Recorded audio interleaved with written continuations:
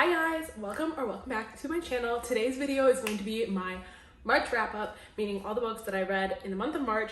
I think I read 10 books, maybe 11. I don't know. I never keep track. We are just gonna get into this because we got a lot of books to get through because March, I was cranking out the books. I will say the end of the month, I got a little distracted because I started playing The Sims. So if you guys play The Sims, you know it's addicting for like a couple days and then you don't play it again for like another 6 months. So I got a little distracted at the end of the month, but the beginning of the month, I was cranking out books. So I have my iPad right here so I can remember everything. And yeah, so let's just get into the video. The first books I finished this month were the Shadow Me series. I read the first part of the trilogy, I believe last year, and then I finally got around to finishing it this month. I love this series. It is so fast-paced, so exciting, just very easy read because it's young adult as well. So I adore it. I read Restore Me, which is the fourth book. I gave this one 4 stars. And then I read Shadow Me, which I gave 3.5 stars. And then I read Defy Me, which I gave 4.5 stars. This was my favorite of this little like trilogy. Adored this book. This book was so fast paced. I read it in like a day. It was amazing. And then I went back to this one and read Reveal Me, and I gave that one 3.5 stars. And I read Imagine Me, which is the 6th and final book. I gave this one 3.5 stars. I didn't love this one as much as the other ones. This was probably my least favorite of the series. I just felt like it was a little boring. And then I read Believe Me, which I loved, and I rated this one 4 stars. This one's spicy, which I was not aware of, but it definitely is spicy. Highly recommend this series. I have talked about it so many times on here. It is just such a good dystopian fantasy series. It kind of like gave me the same, I wouldn't say it's anything like The Hunger Games, but it gave me those same vibes that I got when I was reading The Hunger Games as a kid, which is why I loved it. This series is about Juliet, and she goes through a lot of trials, a lot of tribulations. It's set in a dystopian world, so it's basically after if the world ended, this is what would happen. And there's the government is called the Reestablishment, and Juliet is kind of like an enemy to the Reestablishment because she has these lethal powers, which basically means anybody that she touches, she can kill them. So it's very good, and you just kind of follow Juliet. And then some of the books you also follow 2 of the other characters, which I don't want to say because it would spoil it, but there are the side characters. I adore the side characters. I'm sure you all have heard Aaron Warner. He is in this series, and we love Aaron Warner. He is literally my favorite book boyfriend I've ever read about. The man is just everything. So highly recommend the Shadow Me series. If I would rate the whole series, I'd probably give the entire series a 5 out of 5. Like, I just think it's an amazing series, so definitely recommend that one. The next book I read this month was In a Jam by Kate Canterbury. This was actually Sarah. If you were subscribed around here, I'm sure a lot of you are because she is a queen. She has a book club, and this was her book club pick of the month. So, but sadly, I didn't enjoy this book. I gave this book 2.5 stars. It just did not do it for me. I felt like it was really boring. It's a single dad trope, so, and I like single dad, but I don't like when the entire story is focused on the child, and I feel like that's what happened here. And I felt like the child like took away from a lot of their love story, and I also felt like the plot was sacrificed for the smut, and I felt like the author really wanted to put smut in here, so it kind of sacrificed parts of the plot that I wish I would have gotten because I just didn't feel the chemistry between the 2 main characters. But this book is about Noah and Shay. Shay's grandmother passes away and she leaves Shay her tulip farm in her inheritance. But Shay has to do 2 things. She has to move back to her hometown, very small town vibes, which like we love that, but it didn't deliver. And then she also has to get married, which is a problem because Shay's fiance just called off their marriage. But Noah, who lives in this small town, he has always had a crush on Shay ever since they were in high school. He has basically been in love with her since then. He's always had a crush on her. Noah is the dad to his sister's daughter because his sister's actually in prison. So he is basically her caregiver, which I didn't really like her. It was kind of just, I don't know, her character was a little bit weird because she would be swearing all the time, but like she was supposed to be like 5.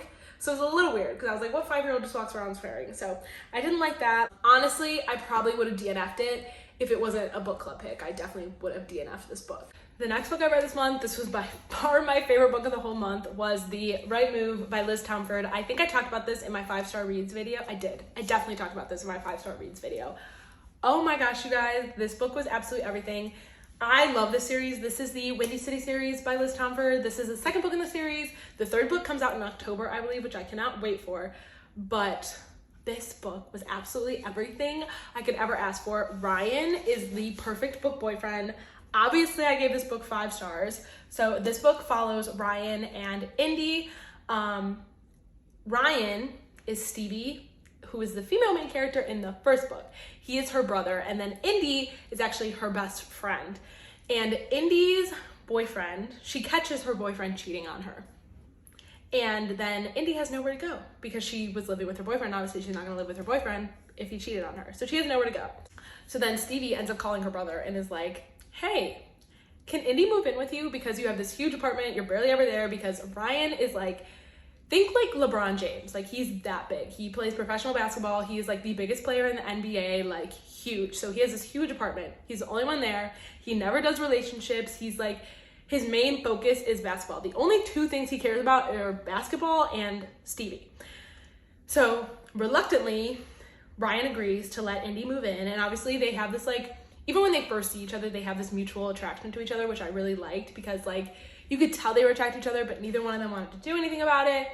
But Ryan is the captain of the Chicago Devils, which is the basketball team in this book. And Ryan's coach just wants Ryan to be more human because he's like, you basically are a robot. All you care about is basketball. So to kind of counteract his coach, Ryan's like, oh, but I have a girlfriend. And he points to Indy. So they end up fake dating. And it is so cute. And Ryan Che is the perfect book boyfriend. I love this man so much. The amount of times I literally cried in this book just because of how cute he is and how much like the way that he loves Indy. Oh, please read this. If you, Mile High is just as good as this one also, but I do like The Right Move a little bit more. But oh my God, if you have not read this series, please literally go buy it right now. It's on Kindle Unlimited as well. I can't get enough and I'm so excited for the next book to come out. The next book I read was Heartless by Elsie Silver. This is the second book in the Chestnut Spring series. I also meant to read the third, but I just didn't get around to it. But this book is everything. I also adore this series. This is another series I would highly recommend reading. I gave this book 4.5 stars. Super spicy. The series is spicy, but it's cute, and it's just everything. Definitely read the first book. You don't have to. It's an interconnected standalone series, but I would definitely suggest reading Flawless before reading this one. But this one follows Cade, and he is a single dad to a little boy named Luke, who is the cutest. See, this single dad I loved. I adore Luke. He's like the cutest little boy ever.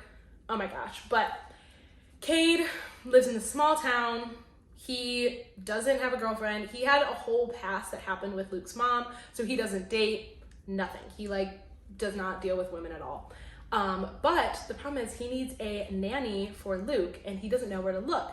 So Summer, who is the female main character in the first book, who is now his sister-in-law, she recommends her best friend, Willa. And she's like, oh my God, Willa would make a perfect babysitter because Willa has nothing to do. Like the bar that she works at is closed, so she's out of a job. So she's looking for a job. And she's like, oh my God, Willa would be perfect to watch Luke. So Willa ends up coming and moving in with Cade and taking care of Luke, and it is just so cute. And Willa and Cade are like exact opposites, which makes this book even better because their banter and everything is just everything. And again, they have that like mutual attraction to each other that you see like in the beginning of the book, and I just adored that. And I love this series so much, and I cannot wait to read Powerless. And I believe she also just announced the 4th book of this series too, so definitely recommend this one. Okay. Last book I finished this month was Binding 13 by Chloe Walsh. This is the first book in the Boys of Tillman series. I also talked about this in my 5-star reads video.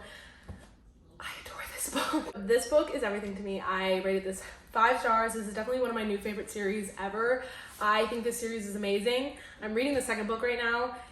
It gives me the same vibes, and I think I said this in my 5-star reads, it gives me the same vibes that I had and same feels that I had when I read the Addicted series.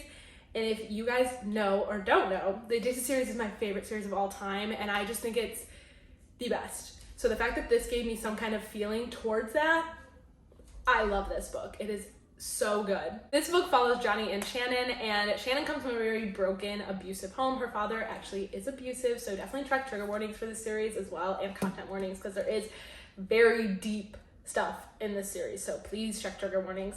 But Shannon was very much bullied at her old school, to the point, like physically bullied. So she ends up having to transfer schools. Her mom sends her to Tillman College, and on her first day at that school, she meets Johnny because Johnny accidentally kicks a rugby ball into her head and knocks her out. And he ends up staying with her the whole time, immediately has this instant like attraction to her, instant like feels this need to protect her, which is just the cutest thing ever. And it's adorable. And I really like this because the characters are super developed, and even though they're in high school, they feel super mature, which I did really like, because sometimes when I read books where the main characters are in high school, they feel very immature. This is not the case for this book. This book is just, I don't even know words to describe how good this book is. It is amazing. I love the character development, the just like story development. There's so much depth to this story, which is what I really like, because I really love emotional connection and depth. So 5 out of 5 stars, love this book. And then right now I'm reading Keeping 13, which I'm probably going to finish before the end of the month, so I'm just going to include this in here. But this is the second book in the Boys of Toman series. It picks up right where Binding 13 ends. So Binding 13 does end on a cliffhanger. This is not an interconnected standalone series. You do have to read them in order, otherwise it will not make sense. So this is the second one, picks up right where Binding 13 left off. And it's Johnny and Shannon's continuation of their story. And I think I might like this one even more than the first, even though I gave the first 5 stars. But this is definitely going to probably be another 5-star read, because it's just, I don't know. There's something about this series that I adore, because it just has so much depth. And there's so much depth to the characters, and they're so developed that I feel like I'm in the story. So I could rave about this all day because it's amazing. So that is all the books that I read in the month of March. It was overall a very good reading month. The only book I think that I didn't give a 4-star or like a 3.5 was In a Jam. In a Jam was the only bust of this month. But I cannot wait for April. I have so many books that I want to read in April. So stay tuned for my April TBR video, because I will be filming that and I will be making that and posting that. So I hope you guys enjoyed this video. Leave a comment below on what your favorite book of March was. I would love to know. And if you guys enjoyed, please like, subscribe, share. You guys know what to do. And thank you so much for 100 subscribers, by the way. Like, literally, I say it, and I feel like I thank you guys in every video, but I just appreciate it so much, because this is something I've always wanted to do. And like, just even hitting 100 subscribers was just like, just thank you, thank you, thank you, thank you, literally so much. So hope you guys enjoyed, and I hope you have a wonderful day, and I love you guys. Bye guys.